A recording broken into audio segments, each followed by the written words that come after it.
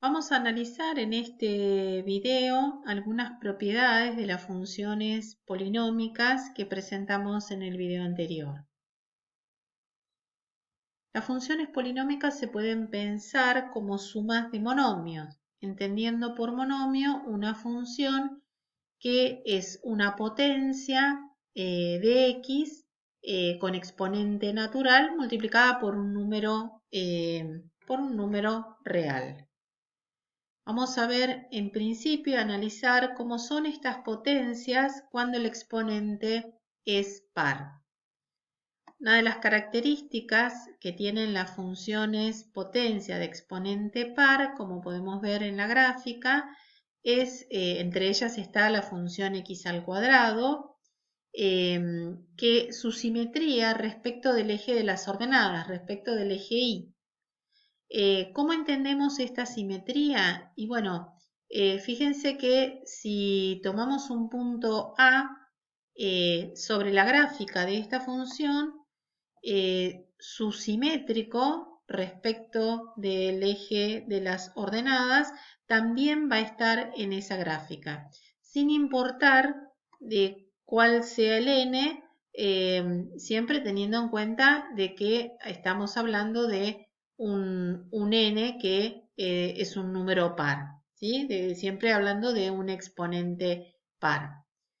Por otro lado, si a esta función, por ejemplo, a esta función x a la n, la multiplicamos por un cierto a, lo que va a ocurrir, dependiendo de cómo sea ese a, va a ir modificándose el gráfico. Así que ahí tenemos distintos monomios según cuánto vale a, donde el gráfico, fíjense que nos va a quedar, también mantiene la simetría respecto del eje de las ordenadas y si el a es positivo, todos los valores de a por x a la n, siendo n un número par, van a ser mayores o iguales que 0, y si el a es negativo, van a ser menores o iguales que 0.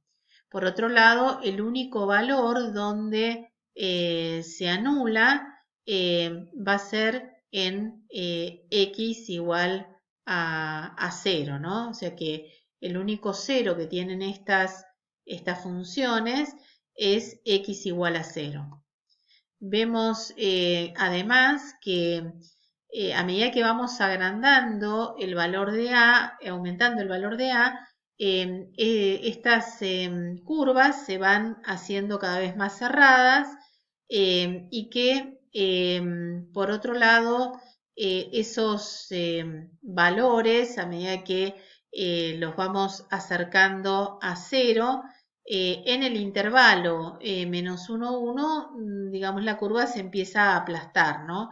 A pesar de que da la sensación de que toma el valor 0 varias veces, en realidad es por el gráfico, pero el único valor donde esta función, que es a por x a la n, va a valer 0 es cuando x valga 0. Siempre hablando de un a que sea distinto de 0, porque si a fuera 0, la función termina siendo una función constante. Bien, entonces la principal característica de estas funciones potencia, podríamos decir, es este efecto que tenemos en, digamos, que cada vez que tenemos un punto, tenemos al simétrico de ese punto y esa característica que tienen todas las potencias pares, la podríamos expresar diciendo que la función vale lo mismo en x que en menos x. Y las funciones que tienen esa propiedad se llaman funciones pares. Además, fíjense que es, digamos, fácil de ver que estas funciones, todas las gráficas de las funciones potencias de exponente par, pasan por el punto 1, 1 y por el punto menos 1, 1. Vamos a ver qué ocurre ahora cuando se trata de funciones potencias de exponente impar. Bueno, en principio, la característica que podemos ver, que a diferencia de las funciones de potencias de exponente par, que tomaban valores siempre mayores o iguales que 0, para las de exponente impar van a tomar valores tanto positivos como negativos.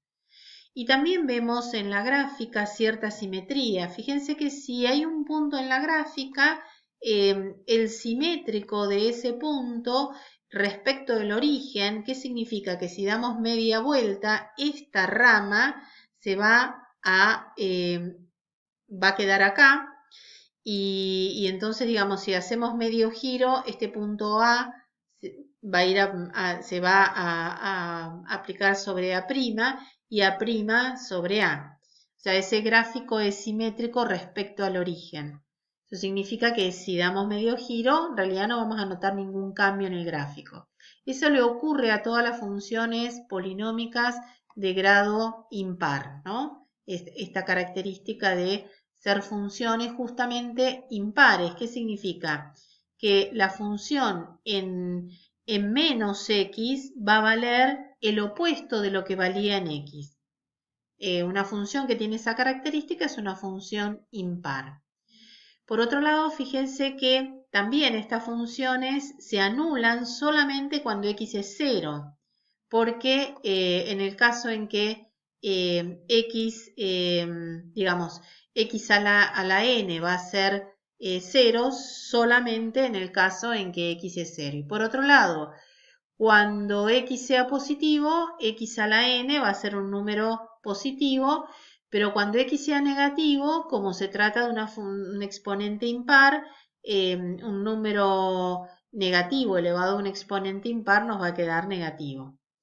Así que bueno, básicamente esas son las características que tienen las potencias de x.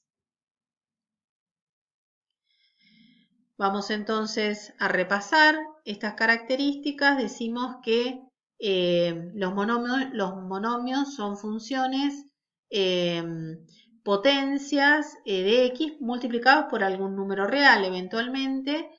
El dominio de estas funciones son los números reales. Para valores positivos, cualquier potencia de x nos va a quedar positiva. Para valores negativos, va a ser positiva si n es par, y va a ser negativa en el caso en que ese exponente sea impar. Todas las potencias de x tienen un único cero, que es x igual a 0. Y conforme n crece, lo que vemos es que las curvas se acercan al eje x en el intervalo menos 1, 1 y se alejan del eje x tanto para x mayor que 1 como para x menor que menos 1. Todas estas gráficas pasan por el punto 1, 1 y considerando un n fijo, si por ejemplo asumimos que el n es par, la función a por x a la n, donde a es un número real, cuando ese número real sea mayor que 1, va a ser creciente en el intervalo 0 más infinito, o sea, en la semirrecta de los que son mayores que 0, y va a decrecer para los que son menores que 0, es decir, en la semirrecta menos infinito 0. Mientras que si el coeficiente a es negativo, siempre pensando en un n par, la función va a crecer para los menores que 0 y va a decrecer para los mayores que 0. Si en cambio asumimos que el exponente es impar, los monomios de la forma a por x a la n cuando a es mayor que 0 crecen para todo número real, y cuando a es menor que 0 decrecen en todo el dominio R. Bueno, así llegamos a las funciones polinómicas. Dijimos que las funciones polinómicas eran sumas de monomios. Entonces, la expresión algebraica de una función polinómica es una expresión donde aparecen términos donde cada término es un monomio, es el producto de un número real por una potencia de x de exponente natural o 0. Los coeficientes a sub 0, a sub 1, a sub n, estos números que multiplican esas potencias, se llaman coeficientes de la función y son números reales. Si asumimos que a sub n es distinto de 0, ese va a ser el coeficiente principal de esta función polinómica. Y bueno, n va a ser el grado de ese polinomio, siempre teniendo en cuenta que a sub n sea distinto de 0. Y el a sub 0 es lo que llamamos el término independiente. El término que corresponde al coeficiente de mayor grado, que sería, suponiendo que a sub n es distinto de 0, el término a sub n por x a la n, es lo que se llama el término de grado. Es usual, digamos, escribir a las funciones polinómicas como una suma de potencias donde los exponentes van decreciendo. Si tengamos en cuenta que el coeficiente principal tiene que ser distinto de 0, pero los demás coeficientes podrían eventualmente ser 0. Este término independiente es el valor de la función en 0 y bueno, y es lo que para cualquier función llamamos ordenada al origen. Bueno, vamos a ver acá un ejemplo de función polinómica. Es una función 3x por x más 2 por x menos 1. Y para esta función, bueno, lo primero que vemos es que la obtenemos multiplicando tres funciones de grado 1. Por lo tanto, cuando uno multiplica polinomios, el grado del producto va a ser la suma de los grados. Entonces, esta función f va a tener grado 3. Está escrita de forma que lo que se llama la forma factorizada, donde vemos el coeficiente principal y en este caso, tres términos de grado 1, o sea, la forma factorizada es escribirla como producto de polinomios de grado lo más chico posible. Por otro lado, vemos los ceros, cuando la función está dada en forma factorizada, los ceros están a la vista, porque fíjense que como está escrito como un producto, el producto es 0 cuando alguno de los factores se anula. Bueno, el 3 obviamente no se puede anular, así que los ceros van a ser cuando x valga 0, cuando x más 2 valga 0, es decir, cuando x valga menos 2, o bien cuando x menos 1 valga 0, es decir, cuando x valga 1. Son las abscisas de estos puntos de corte con el eje x, ¿no? Acá vemos menos 2, 0 y 1. Entonces, una de las cosas que uno ve en una función polinómica cuando está escrita como producto de polinomios de grado 1 es justamente que los ceros están a la vista. El conjunto de positividad tiene que ver con estos ceros. Fíjense que el conjunto de positividad de esta función va a ser el intervalo menos 2, 0, unión la semirrecta de los números reales mayores que 1.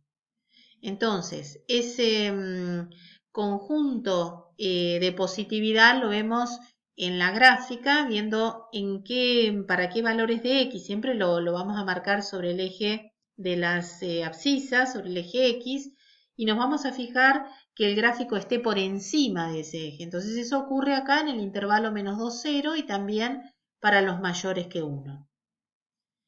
El conjunto de negatividad para esta función está dado por los números reales menores que menos 2 y también va a ser negativa para los que están en el intervalo abierto 0, 1.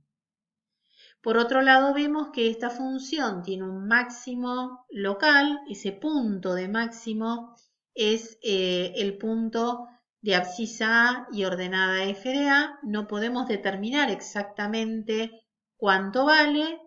Como dijimos en el video anterior, vamos a necesitar otros recursos, digamos, y en este curso vamos a aprender esos recursos para poder encontrar este punto. Pero por ahora lo vamos a indicar diciendo que es este punto A